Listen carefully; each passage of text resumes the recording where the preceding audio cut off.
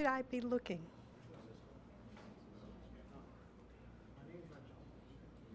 Which camera? This is very It doesn't pretty. matter? Okay. Look at that. I'm going to move this for picture with this.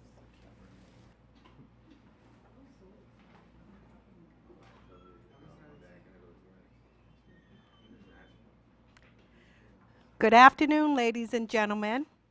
My name is Shirley Silva Page, and I want to welcome you to the Laurel College Center second annual Constitution Day celebration.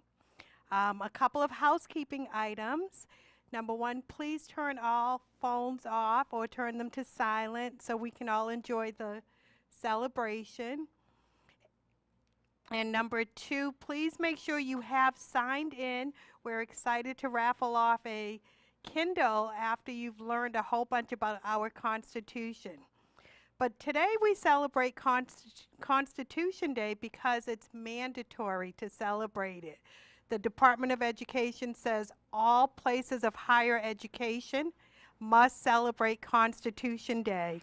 They don't tell us what we have to say or what we have to do, just that it has to be tied to the Constitution of the United States of America. Last year we celebrated the rights of immigrants in America, and this year I'm excited to bring to you The Truth in Voting by Mr. Truth Thomas. And I'm going to tell you just a little bit about Mr. Thomas before he takes the mic. Thank you. He is a singer, a songwriter, and a poet born in Knoxville, Tennessee, but raised right here in Washington, D.C. He is formerly known as Glenn Edward Thomas. He is the founder of Cherry Castle Publishing, and he studied creative writing at our own Howard University. And he studied under Dr. Tony Medina. Mr. Thomas earned his MFA in poetry at New England College, and he has written at least four books? Five. He's written at least 5 books. And they include Party of Black, A Day of Presence, Bottle of Life, Speak Water, and he is also the winner of the 2013 NAACP Image Award for Outstanding Literary Work in Poetry. And My TV is Not the Boss of Me, which is a children's book illustrated by Corey Thomas. The Skinny Poetry Form is credited to Thomas's creation, a former writer-in-residence for the Howard County Poetry and Literature Society. Can you say that for me? Hoco Polizzo. Hoco Polizzo. You Yeah, say there that. Okay. His poems have appeared in over 150 publications, including the 100 Best African American Poems, edited by none other than Nikki Giovanni. He is editor-in-chief of the Skinny Poetry Journal, co-editor of Tidal Basin Review, and he also serves on the board of Little Patuxent Review. Let's all put our hands together and once again welcome Mr. Truth Thomas. Thank you. Thank you. Please put your hands together for Miss Shirley Silva Page.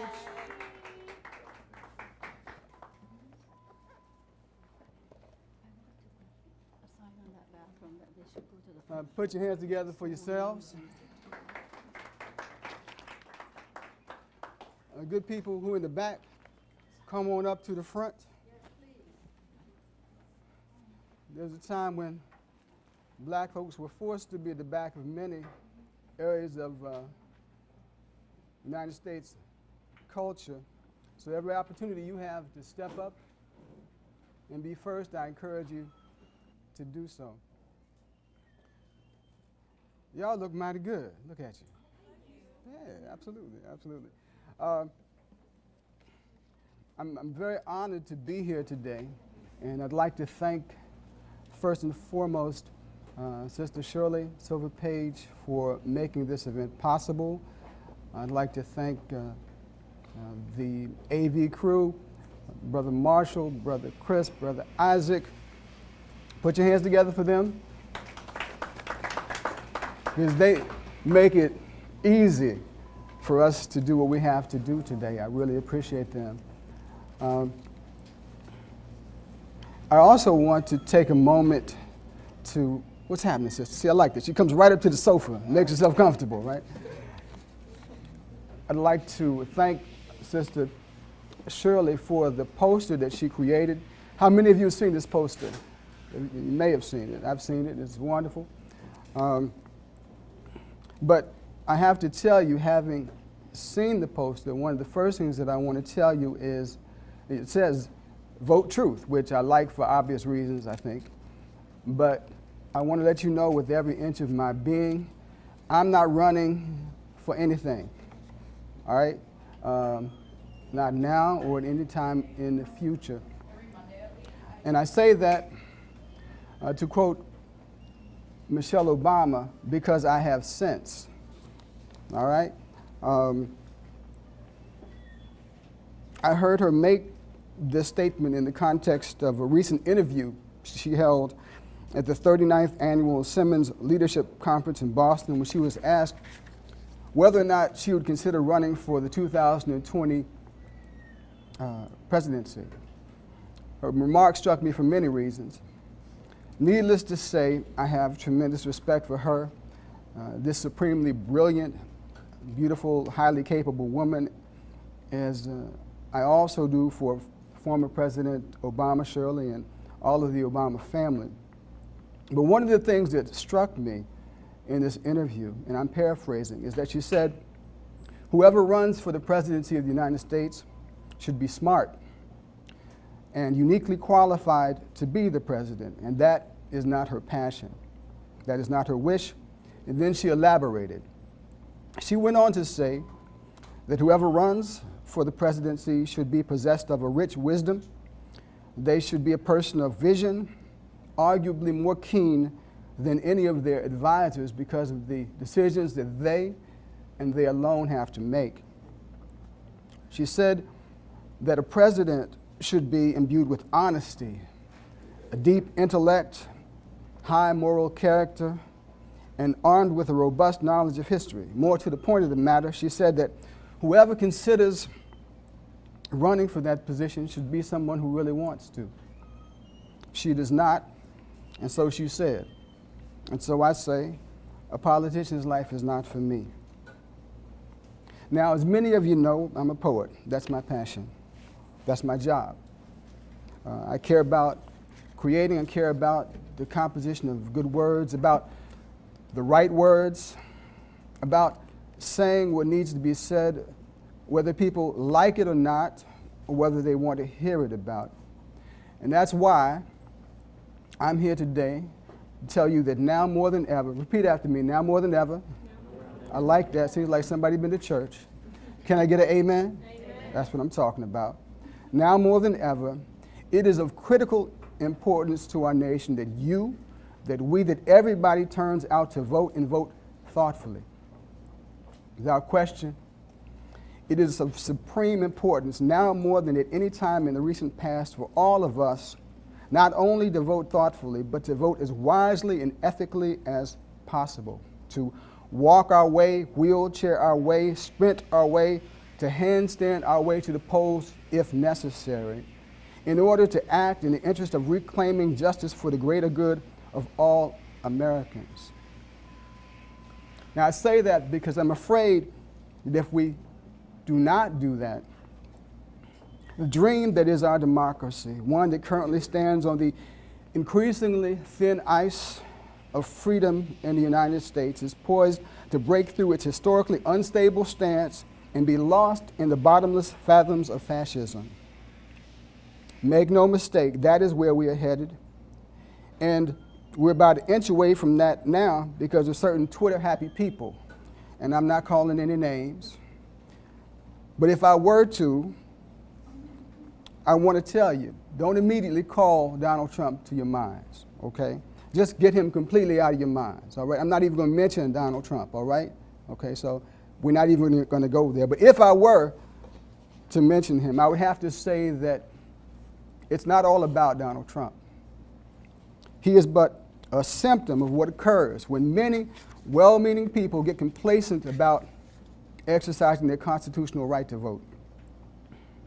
And this reality is particularly sobering for me to own as a black man, because I'm aware that far fewer black folks came out to vote in 2016 as we did in 2012.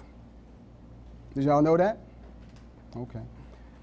According to a report by the Pew Research Center by Jens Manuel Krogstad and Mark Hugo Lopez, quote, the black voter turnout rate declined for the first time in 20 years in the presidential election, falling from 59.6% in 2016 after reaching a record high 66.6% in 2012. They went on to say that the, quote, 7 percentage point decline from the previous presidential election is the largest on record for blacks. All right, it's getting kind of quiet in here, but that's all right. If it is, I'm just doing my job as a poet, because my job is to say the things that need to be said, whether people want to hear them or not, whether they like it or not. And I encourage you to do that as young scholars. Bear with me, I'm going somewhere. It seems to me that black people and people of all colors in our country have a choice to make, and it's a very important one.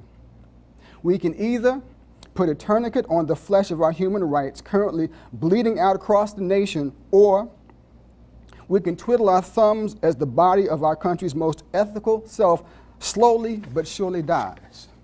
America, my country, 'tis of thee, sweet land of something I can hardly recognize, is on the brink of a negative system of governance that cannot be easily undone unless we decide to do something about it, and do something without delay.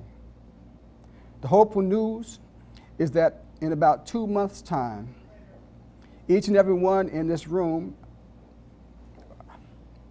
I pray that each and every one, how many of you are registered to vote? Let me take a moment. Okay, all right.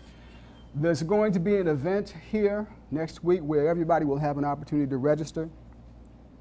And in that hopeful eventuality, everybody will have a chance to anchor the American dream back to safer, more sound footing on the terra firma of more ethical political shores. I pray that all of us use this upcoming voting opportunity to make clear the point and make it clear to everybody that the current way it is state of our union, a way of tyranny, cruelty, racial intolerance, misogyny, and corruption in high places is not what most Americans desire. How often have many of you turned on the television and seen some hateful folks doing some hateful things and then say, well, that's what Americans want. There was a precedent, there was a mandate. That's what Americans want. Is that what you want? Speak up, is that what you want? No. Amen. So if you want something better, you have to work for something better. And also understand that the current way it is, state of our affairs in America, is not like some Marvel superhero. It doesn't have superpowers. It cannot live forever. It can be defeated. Now, I've heard some people say that that's just the way it is. That's just the way it is. Nothing can be done about it. And when they say that's the way it is, that's the way it is, it reminds me of an old Bruce Hornsby song by the same title. Hornsby, as some of you may know, is a gifted songwriter from Williamsburg, Virginia. And I have great affection for his work. The lyrics to this particular song are both haunting and stirring as he writes, standing in line, marking time, waiting for the welfare dime, because they can't buy a job. The man in the silk suit hurries by as he catches the poor old lady's eyes. Just for fun, he says, get a job. That's just the way it is. Some things will never change. That's just the way it is. But don't you believe them. They say, hey, little boy, you can't go where others go because you don't look like they do. He says, say, old man, how can you stand to think that way? Did you really think about it before you made the rules? He said, son, that's just the way it is. Some things will never change. That's just the way it is. But don't you believe them? Well, they passed a law in '64 to give those who ain't got a little more, but it only goes so far because the law, another is mine, when all it sees is at the hiring time is the line on the color bar. That's just the way it is. Some things will never change. That's just the way, but don't you believe them?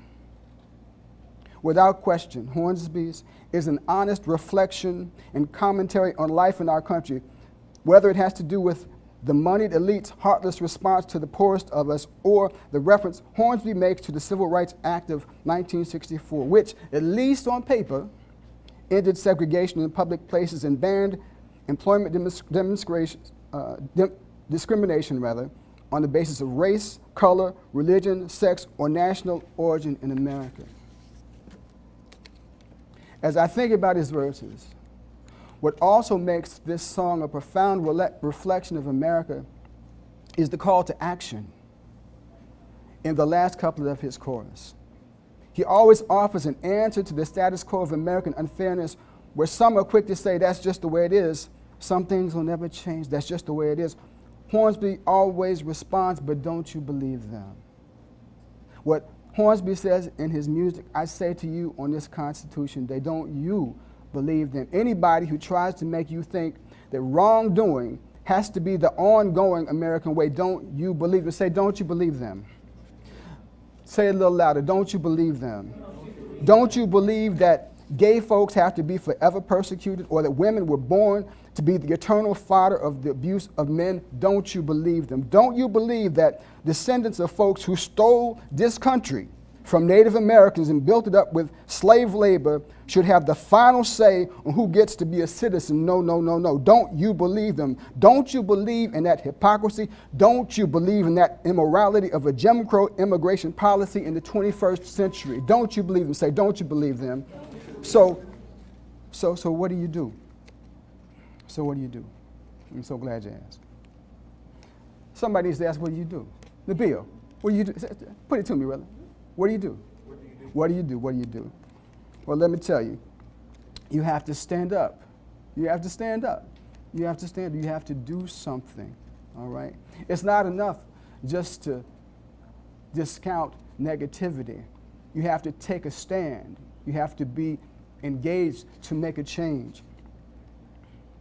When I make this point, what comes to mind is people like Fannie Lou Hamer, who was an African-American voting and women's rights activist and a leader of the civil rights movement, leading and selflessly working for the good of all people.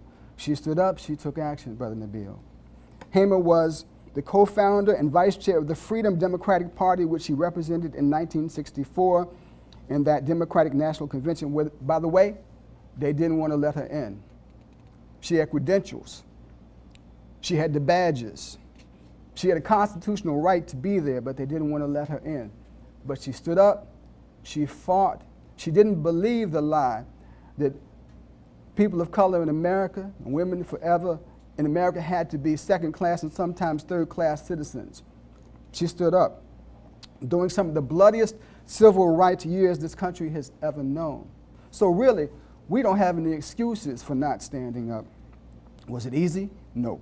Was her equal rights mission met with anything but ill will and resistance? No. Did she overcome it? Yes. Can we overcome our contemporary civil rights woes? Absolutely yes. Injustice is not an immutable law of American social physics. With work and courage and dedication, it, as I said, can be defeated. When the late Aretha Franklin sang the song Respect in 1967, a song written and originally recorded by Otis Redding, she added the following element to the piece and spelled it out in a way that made it uniquely hers. When she said, R-E-S-P-E-C-T, find out what that means to me. R-E-S-P-E-C-T, take care, TCB. Whoa, just a little bit, a little respect. I get tired just a little bit. Just a little bit. I keep trying, just a little bit. You're running out of fools, just a little bit, and I ain't lying. Now, it fascinates me as I read these lines. The Aretha Franklin wasn't asking for a lot. All she wanted was just a little bit, right? So what that tells you is it doesn't take a lot of somebody treating you like an equal human being for you to feel whole. And as a result of her position in that song became an immediate anthem for feminism and womanism in this country, and it remains that to this day. All right, just a little bit of respect is what she wanted. Now, you can give somebody as much as you want to, all right? But in terms of doing right, you begin a little bit at a time. God bless her. She changed the world. Once, when she was asked why her song was so successful, Aretha explained, everyone wants to be respected. And it occurs to me as I stand here with you today that her cutting wisdom is very telling and remains instructive. Just as many disenfranchised Americans, and especially women, wanted respect in 1967, they still do. How many women in here want respect from the men? The hands went up right away. Can I get an amen? Amen. All right. How many of you feel like people of all colors are respected in America? The hands stayed down. But we can do something about that. As I said before, overcoming wrong with right, actually getting political and human rights respect requires more than a Jerry Wexler, or in contemporary terms, Kanye West music production. It requires the percussive music of footsteps marching to the poles. It will not manifest itself automatically as the sunrise. 2 months from now, you will, we will, most Americans will have to cultivate our own sunrise, a sunrise filled with rays of positive national transformation. That's what I'm here to tell you. This is my refrain. Once again, vote, vote, vote, and keep saying it with me. Vote, vote, vote, and keep on voting. Vote wisely, vote sensibly, in the interest and with a reverence for the humanity of all people, gay folks, straight folks, black folks, white folks, all folks who name themselves folks in the family of humankind. Now more than ever, we should not allow our ballot box activism to fall to the ground as dead as a popped balloon in the zeitgeist of our justice-hungry times. Now, some of you might argue that Trump's 1600 Pennsylvania Avenue ascendancy and the attendant plutocracy that has followed him there is much more complicated than simply black people not coming out to vote, and I would agree. Undoubtedly, some of you might mention, and quite rightly, what the Washington Post and others have reported when they say that, quote, most white women, 52%, voted for Trump according to exit polls, and that this occurred despite Trump's positions on abortion, family leave, and sexual misconduct allegations from nearly 20 women. Well, to that I would say, everybody makes mistakes. But allowing our country to separate children from their parents at the border, many of whom will never be reunited physically or emotionally whole with their mothers and fathers in the name of a racist, mean-spirited attack on Latino and other non-white immigrants is not a mistake we have to live with. Border Patrol seeking to deport a 10-year-old Mexican girl with cerebral palsy who had lived in Texas since she was 3 immediately after surgery is not a mistake we have to live with. Allowing the national climate of racism to rise so high that neo-Nazis feel free to run over and kill peaceful protesters like Heather Heyer, whose only offense was that she had the nerve to challenge them is not a mistake we have to live with, and certainly allowing injustice to reign in the United States to the extent that our nation cares more about dogs than it does about black men, women, and children who are routinely murdered by the police with no consequence but tears is not a mistake we have to live with. Unless we want to. Unless we're content to flush the Constitution and its ideals down some figurative commode like so much used up toilet paper. But, if you believe in its good words, in its right words, words that talk about establishing justice, informing a more perfect union, about ensuring domestic tranquility, providing for the common defense and general welfare, words that seek to secure the blessings of liberty to ourselves and our posterity, for we the people, then we the people have to do something to make that happen. Repeat after me. Vote, vote, vote, vote. We have to do that, again, sensibly, thoughtfully, and I would add en masse. So if it isn't clear already, good people, I've stopped by, like they say in church, to tell you that a difference can be made, despite what you may have heard to the contrary, by exercising with intentionality your right to vote.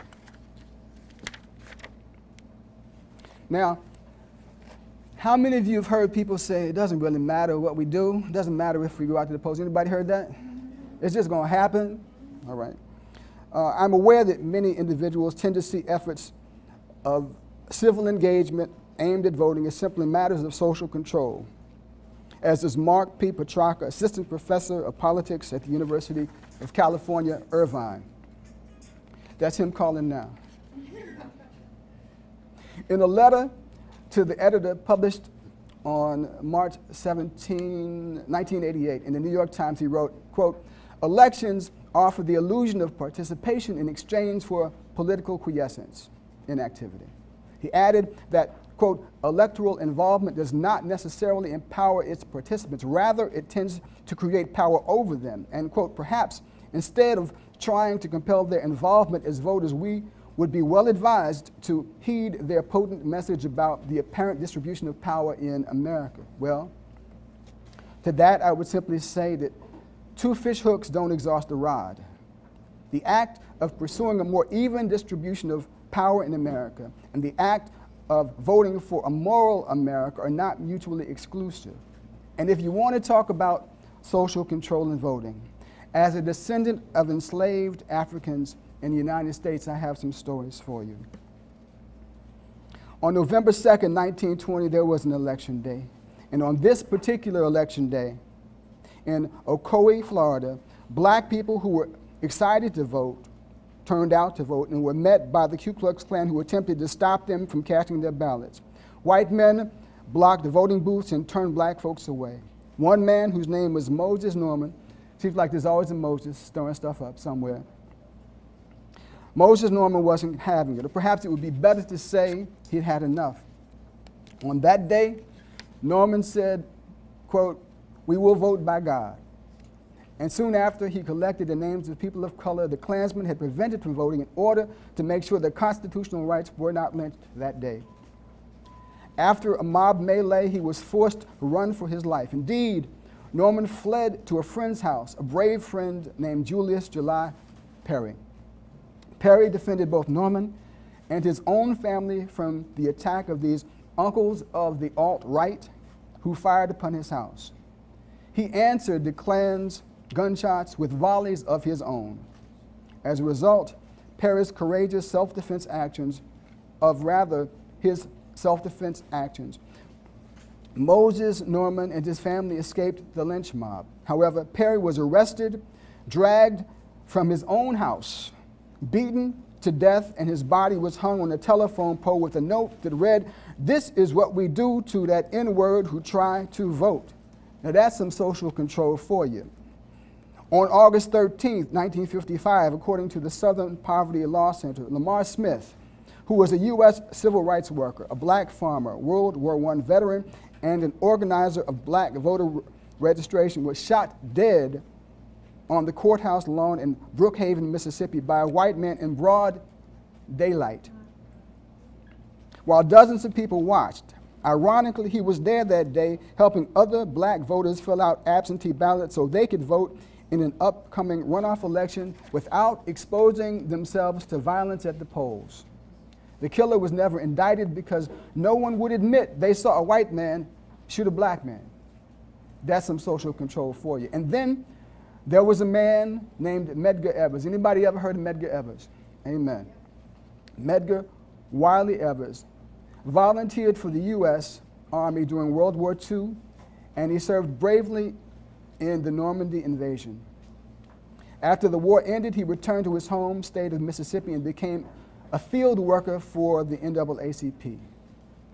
To be a field worker for the NAACP, without question, in the 1960s, was not a safe activity for any black man or woman. It was not by any stretch of the imagination a cushy, air-conditioned office occupation. Still, Evers embraced that task. He traveled through his home state helping poor African Americans register to vote.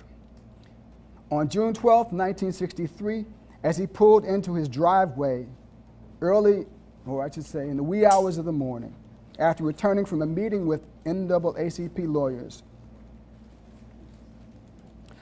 A sniper opened fire on Evers, shooting him in the back. He died in front of his 2 small children and his wife.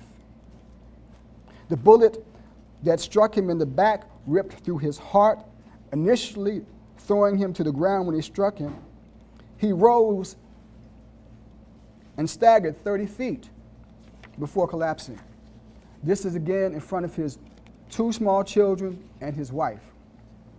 After he was shot, he was taken to a local hospital in Jackson, Mississippi, where, by the way, he was initially refused entry because he was black.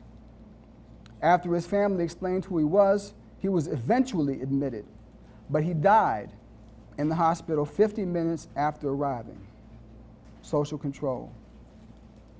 Lastly, in March of 1965, Viola Gregg Liuzzo traveled to Alabama to help the Southern Christian Leadership Conference led by Reverend Martin Luther King Jr. with his efforts to register African American voters in Selma. Not that it should matter, Mrs. Liuzzo was a white woman, and she was also a mother. According to an article in the Washington Post by Donna Britt written in 2017, Liuzzo had, quote, only been there a week when, after shuttling weary marches from Montgomery to Selma in her 1963 Oldsmobile with volunteer Leroy Moten, 19, a car full of Klansmen spied Liuzzo and her black male passenger. The men fired into the car, striking Liuzzo twice in the head. In that same Post article, Liuzzo's daughter, Mary Lillibo, said about her mother that, quote, if mom saw wrong, she took action. That's what I'm here to tell you. More than anything, these are the words I'd like to pray remain rooted in your spirit. When you see wrong, you have to take action. Slavery was social control. The black codes were social control. Segregation was social control. Police brutality was and is social control. The mass incarceration of people in color is social control. So what? It ain't nothing new. What are you going to do about it? And it also occurs to me, whenever I hear people make the argument that voting doesn't matter, it doesn't seem logical to me, whether in the 20th century or the 21st century, that some folks, some misguided brothers and sisters among us would go to such extreme measures to prevent us from voting if it made no difference. Does that seem like it makes any sense to you? Now, finally, as I've mentioned, the question is not whether or not voter suppression, redlining, gerrymandering exists. I know it exists. The question is, in 2 months' time, what are you going to do? And to that end, I repeat again, what are we going to do? Vote, vote, vote. That's just not enough for me. Vote, vote, vote. That's it. Have you anybody been to a march recently? Anybody been to a Black Lives Matter march? All right. Be active. Be active. All right. Whenever you go to those marches, we demand change. Change must happen. Change is coming. You know, you have to lift your voices high, like Aretha, and demand respect. And as I close, I think it's important, most appropriate for me, to end this Constitution Day small talk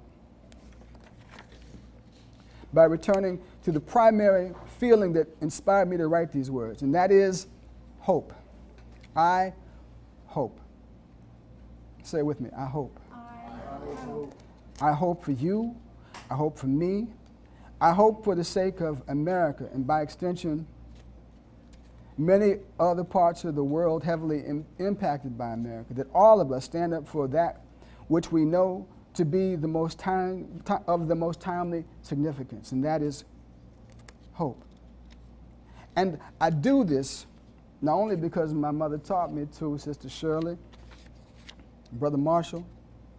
I do this because Harriet Tubman hoped and acted and trekked her way following Moss on the north side of trees to the northern side of a more free America. And then she went back for others, I hope, because in spite of racist men like George Wallace, who once built walls of hatred and said segregation now, segregation forever, and who ultimately had an ill-fated speaking engagement at the Laurel Shopping Center, not too far from here, I'm here now with you at the Laurel College Center speaking to my friends in a school that is desegregated. I hope, because though I never thought it possible in my lifetime to see a black man become president of the United States, it happened. And it happened because people of all colors worked together for the good of all people. And it wasn't an anomaly. It wasn't some cosmic magic trick. And because I've seen it happen before, because I've seen the vote make a difference before, regardless of the, quote, just the way it is mentality of some people, I know positive change is possible, always possible. And like James Baldwin once said, I can't be pessimistic because I'm alive. And if we made political goodness happen once, all of us turning our best selves back to the ever-needed task of keeping justice healthy in America, we can make it happen again. I hope. I hope. I hope. I hope. I hope. Stand up, clap yourselves, won't you? All right.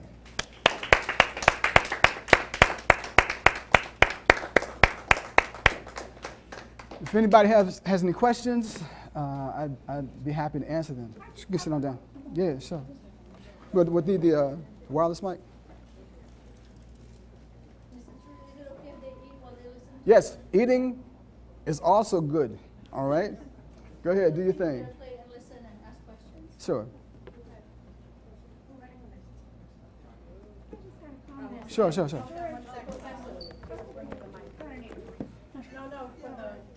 I just had a comment about George Wallace's daughter. I was so impressed with her. She completely turned herself around and worked on the Obama campaign. She was one of the biggest proponents of Obama. So I just thought that gave me hope. Good. Yeah, that she could do that, you know. It's always possible, as I said, People for people to change in the interest Yeah. of good, if they have a mind to.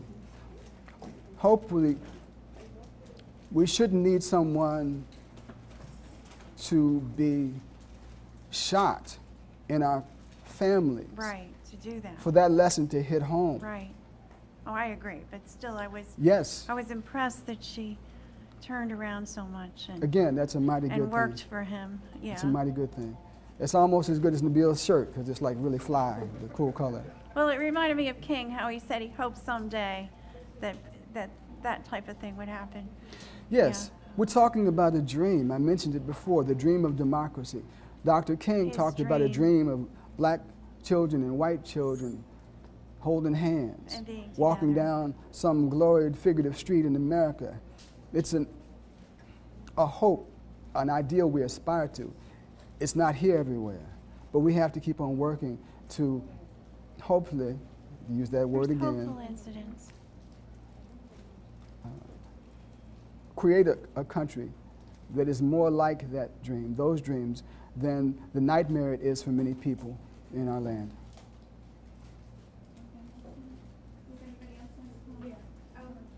Can you explain, I believe the word you used was gentrification. Did you say that word? Gentrification? Yeah. No. Or gerrymandering? Gerrymandering. Can you explain what gerrymandering is? Redistricting. So you have a population situated, for example, if you have a county that it has black people and white people, and you have the power to draw the lines where more white people have political power, you make that happen. It happens all over the country. It's happening now. Yes. Gerrymandering. It almost sounds like somebody meddling, gerrymandering. Manipulating of maps so that certain candidates would have advantage. An advantage, yes. Comes loud, right? Yes, you were good and loud. Good and loud. What's up, brother? How you been, man? Good to see you. Good to see you. All right.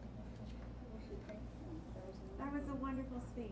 Thank you. Really Thank you. appreciate it. Thank you very Always, much. yes. Thank you. Again, clap for Brother Marshall, Brother Chris, Thank Brother you. Isaac, Thank Sister you. Shirley, and also would like to thank the HCC LTC Consortium for helping to make this possible, and all of you for coming. Thank you. God bless you. Thank you so much. Sure.